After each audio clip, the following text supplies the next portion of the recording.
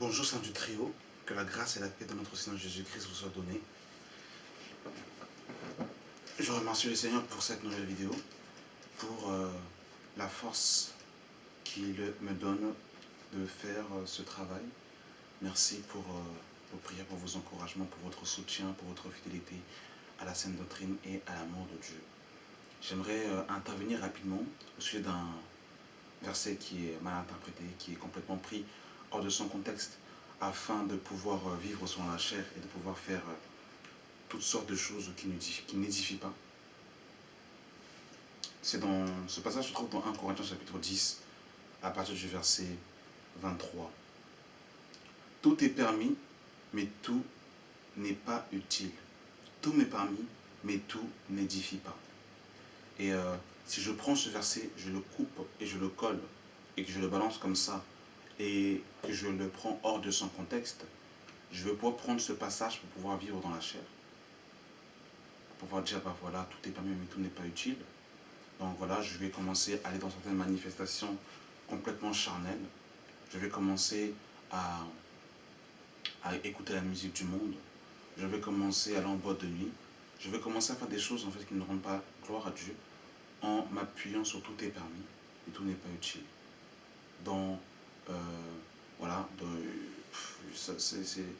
voilà, dans le mariage, dans le lit conjugal, la parole de Dieu nous dira dans Hébreux 13 que le lit conjugal excelle exemple de souillure, car Dieu jugera les adultères et les impudiques. Même dans le mariage, tout n'est pas permis en fait, comme certains pourraient le croire. Parce que je peux prendre ce verset pour dire tout est permis, mais tout n'est pas utile, pour commencer à faire des choses qui ne rendent pas gloire à Dieu. Donc, voyez-vous, bien aimé dans le Seigneur, il faut véritablement l'équilibre, il faut véritablement le langage du Saint-Esprit pour comprendre la pensée de l'Esprit, afin de ne pas prendre les Écritures et de les tordre, afin de pouvoir donner notre pensée et notre compréhension, afin de donner notre parole et de rendre notre parole pour la parole de Dieu. Et quand on lit le contexte, bien aimé dans le Seigneur, quand on lit les Écritures, quand on lit le contexte, regardez la pensée que Paul veut communiquer. Il dit, tout est permis, mais tout n'est pas utile. Tout est permis, mais tout n'édifie pas.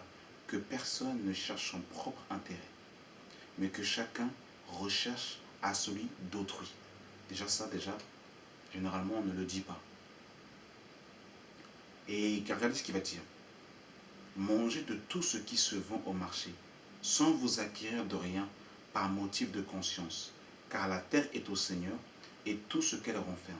Si un non-croyant vous invite et que vous allez manger, mangez de tout ce qu'on vous présentera, sans vous acquérir de rien par motif de conscience. Mais si quelqu'un vous dit, ceci a été offert en sacrifice, n'en mangez pas, à cause de celui qui a donné l'avertissement et à cause de la conviction, de la conscience, pardon. Je parle ici non de votre conscience, mais de celle de l'autre. Pourquoi en effet ma liberté serait-elle jugée par une conscience étrangère?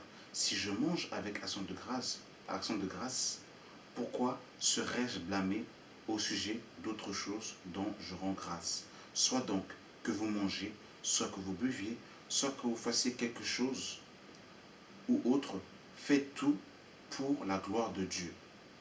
Ne soyez en scandale ni aux Grecs, ni aux Juifs, ni à l'Église de Dieu, de la même manière que moi aussi je m'efforce en toutes choses de complaire à tous, cherchant non mon avantage, mais celui du plus grand nombre, afin qu'ils soient sauvés.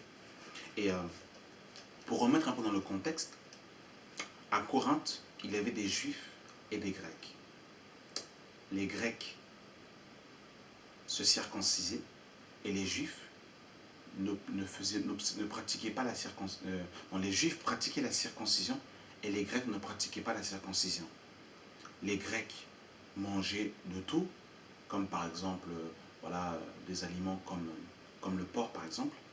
Et justement, les Juifs, eux, ne mangeaient pas selon la loi. Il y avait des aliments qui ne devaient pas être mangés. Et c'est pour ça justement que dans Acte 10, Pierre, quand il verra la nappe descendre du ciel, il dira, quand le Seigneur va dire tu et mange, il va dire je n'ai rien mangé d'impur. Et en fait, c'était l'image justement des païens, parce que par la suite, il va rentrer chez Corneille. Donc, voyez-vous, les Juifs, eux, ne mangeaient pas certains aliments, et il y avait justement un litige, un problème entre les Juifs et les Grecs, et il fallait les faire vivre ensemble. Et ici, justement, Paul va dire que ce qu'il va mettre en avant, le fruit qu'il va exalter, c'est le fruit de l'amour. Et selon Hébreux 13, verset 4, l'amour ne regarde pas son intérêt. C'est-à-dire que bien que j'ai un droit, bien que j'ai une liberté, mais dans cette liberté, je ne vais pas faire de cette liberté un prétexte déjà pour vivre selon mon centre d'intérêt, mais dans cette liberté, je vais tout faire pour édifier les autres et pour gagner, pour chercher non mon avantage, mais celui du plus grand nombre, afin que les autres soient gagnés à l'évangile. C'est-à-dire que la Bible de Dieu, la parole de Dieu nous dira, mangez de tout ce qui se vend au marché, car tout est sanctifié par la parole. Donc, en ce qui concerne la personne elle-même, elle peut manger de tout ce qui se vend au marché. Maintenant, si une personne est faible dans la foi, eh bien, la parole de Dieu nous dira que on ne doit pas discuter des opinions de ceux qui sont faibles dans la foi, selon Romains chapitre 14. Et à cause d'une personne qui est faible, je peux m'abstenir d'un aliment pour sa conscience, motivée par l'amour. Et c'est ce que Paul justement veut mettre en exerce quand il dira justement que tout est permis, mais tout n'édifie pas. Tout est permis, mais tout n'est pas édifiant. Mais il parlait par rapport à l'autre. Parce que le chrétien ne vit plus pour lui-même, mais il vit pour l'autre. Et c'est pour ça que les deux commandements principaux, c'est aimer Dieu et aimer son prochain comme soi-même. Et en vérité, il n'y a plus de place pour nous. Parce que soit nous vivons pour Dieu, ou soit nous vivons pour les autres. Et c'est ça que Paul veut mettre en exerce. Quand il dit que tout est permis, mais que tout n'édifie pas. Maintenant, il y a des choses comme par exemple faire du sport. Faire du sport, ce n'est pas spécialement un péché, quoique ça dépend encore de l'attachement qu'on a dans le cœur. Si le sport a une place où notre corps devient une sculpture divine, on commence à idolâtrer notre corps, il y a un problème. Mais l'exercice corporel en soi n'est pas un péché. Et c'est ce que Paul justement dira à Timothée.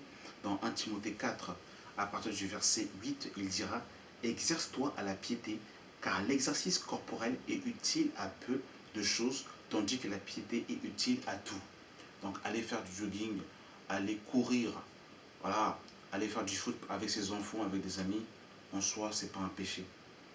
C'est utile à peu de choses, mais en soi, ce n'est pas un péché.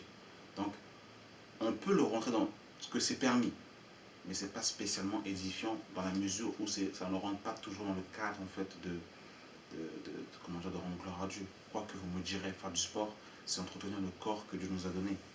C'est vrai en soi. Mais c'est vraiment dans le but de recadrer les choses par rapport à tout est permis, mais tout n'édifie pas. Et je terminerai par un dernier passage.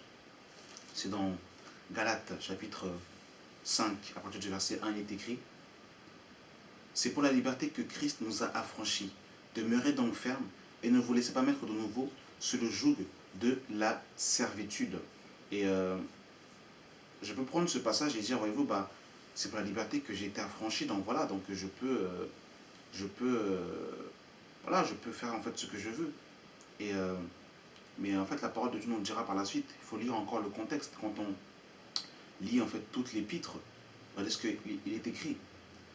Au verset 2, il est écrit « Voici, moi, Paul, je vous dis que je vous ai dit que si vous vous faites circoncire, Christ ne vous servira à rien. Car je proteste encore une fois à tout homme qui se fait circoncire, qu'il est tenu de pratiquer la loi tout entière. Vous êtes séparés de Christ, vous tous qui cherchez la justification dans la loi, vous êtes déchus de la grâce. Car pour nous, c'est par la foi que nous attendons par l'Esprit l'espérance de la justice. Car en Jésus-Christ, ni la circoncision, ni l'incirconcision n'a de valeur, mais la foi qui est agissante par la charité. Vous courez bien, qui vous a arrêté pour vous empêcher d'obéir à la vérité? Cette influence ne vient pas de celui qui vous a appelé. Un peu de levain fait lever toute la pâte. J'ai cette conviction en vous que le Seigneur, que vous ne pensez pas autrement, mais celui qui vous trouble, tel qu'il soit, qu'il en porte la peine. Pour moi, frère, si je prêche encore la circoncision, pourquoi serais-je encore persécuté? Le scandale de la croix a donc disparu.